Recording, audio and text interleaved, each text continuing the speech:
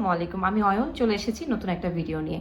আমরা অনেক সময় বুঝতে পারি না যে আমাদের বিড়াল অসুস্থ। দেখা যায় বুঝতে বুঝতে এত দেরি হয়ে যায় যে ভেটের কাছে নিয়ে যাওয়ার পরে আসলে তখন আর কিছুই করার থাকে না।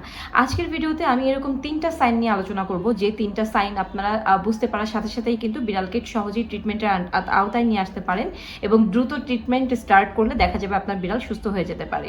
সাইন নাম্বার এক হচ্ছে সবচেয়ে কমন সাইন, যেটা হচ্ছে যে খাওয়া বন্ধ করে দেওয়া।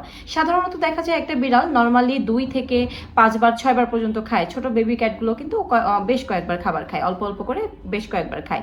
তো যে বিড়ালটা কিনা দিনের মধ্যে দেখা যায় 2 বার থেকে 4 বার 5 বার খাওয়া দাওয়া করে, সেই বিড়ালটা যদি হঠাৎ করে খাওয়া বন্ধ করে দেয়, এটাকে কিন্তু কখনোই ইগনোর করা যাবে না। জিনিসটা একদিন খাবার খাচ্ছে না, এটা নর্মাল হতে পারে, কিন্তু দিনের পর দিন খাওয়া বন্ধ করে দিচ্ছে, দুর্বল হয়ে যাচ্ছে, এই জিনিসটা কিন্তু অবশ্যই ইগনোর করা যাবে না। দ্রুত আপনাকে অবশ্যই ভেটের সাথে কনসাল্ট করতে হবে যে ওর আসলে প্রবলেমটা কি হয়েছে। হতে পারে সেটা নানান প্রবলেমের কারণে সে হঠাৎ করে তার খাওয়া বন্ধ করে দিতে পারে।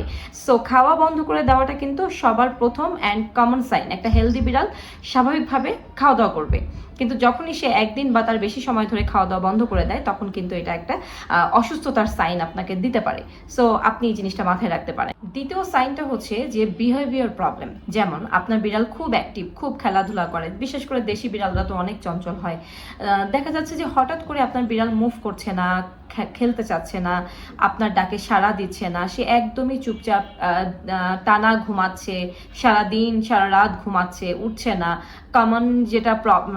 কমনলি যেটা দেখা যায় যে বিড়াল সাধারণত কোনো খেলনা পেলেই খুব অ্যাক্টিভ হয়ে খেলতে চায়, বা কোনো একটা জিনিস নড়ছে দৌড়ে গিয়ে সেই জিনিসটাকে ধরতে চায়। তো এই অ্যাক্টিভিটিগুলো যদি করা বন্ধ করে দেয়, কখনোই দেরি করা যাবে না। অ্যাকচুয়ালি ধরে নিতে হবে সে আসলেই ভিতরে কোনো ধরনের কোনো সমস্যার সম্মুখীন হচ্ছে।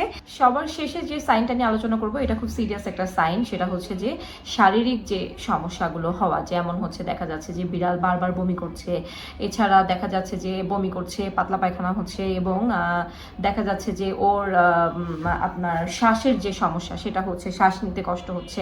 তো এই প্রবলেমগুলো যখন হয়, দেখা যাচ্ছে যে নর্মালি একবার হলো বমি করাটা স্বাভাবিক। অনেক সময় দেখা যায় যে ফার বলটাকে বের করার জন্য ওরা একবার বমি করতে পারে বা 2 বার বমি করতে পারে। বাট যখন বেশ কয়েকবার বমি করছে, র্যান্ডম বমি করে যাচ্ছে, খাবার খাচ্ছে বমি করছে, বা খাওয়া দাওয়া করছে না বাট বমি করে যাচ্ছে, এটা কিন্তু তখন সিরিয়াস একটা প্রবলেম হিসেবে দাঁড়ায়, যে ধরেই নেওয়া যায় যে অ্যাকচুয়ালি ও কোনো সিরিয়াস কোনো প্রবলেমে ভুগছে। আপনি ওর সমস্যাগুলো যত তাড়াতাড়ি ধরতে পারবেন, তত তাড়াতাড়ি কিন্তু ওকে ট্রিটমেন্টের আন্ডারে আনতে পারবেন। দেখা যায় যে এমন অনেক কেসে দেখা যায় যে বিড়াল বাসায় থাকতে থাকতেই এমন অবস্থা হয়ে যায়, এমন নেতিয়ে যায় বা এমনই দুর্বল হয়ে যায় যে অ্যাকচুয়ালি ট্রিটমেন্টটাই প্রপারলি করানো যায় না, তাকে ওষুধ খাওয়ানো যায় না, কোনো কিছু করানো যায় না, ধুকে ধুকে বিড়ালটা কিন্তু মারা যেতে পারে। তাই যখনই আপনি বুঝতে পারবেন, দেরি না করে দ্রুত বিড়ালটাকে হচ্ছে ভেটের কাছে নিয়ে যাবেন। তো আপনার বিড়ালকে নিয়ে আপনি কখনো এরকম সিরিয়াস কোনো প্রবলেমে পড়েছেন কিনা কাইন্ডলি একটু কমেন্টে জানাবেন। কি প্রবলেমের জন্য হচ্ছে এরকম সিরিয়াস কন্ডিশনে চলে গিয়েছিল, এটাও একটু জানাতে পারেন। যারা ভিউয়ার্স আছে তারা দেখা যায় অনেক সময় কমেন্ট করে, কমেন্টের মাধ্যমে তারা বিভিন্ন রকম ধারণা নিতে পারে যে কি ক্ষেত্রে প্রবলেম ফেস হতে পারে।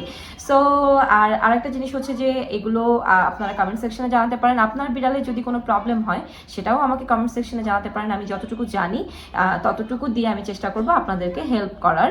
আমার ভিডিওটা যদি ভালো লেগে থাকে, অবশ্যই আমার চ্যানেলটা সাবস্ক্রাইব করবেন, লাইক করবেন, এবং আপনাদের সমস্যাগুলো আমাকে কমেন্ট সেকশনে জানাতে পারবেন।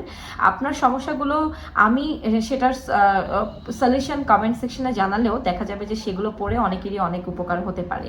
তো সবাই অনেক ভালো থাকবেন, সুস্থ থাকবেন। আল্লাহ হাফিজ, আসসালামু আলাইকুম।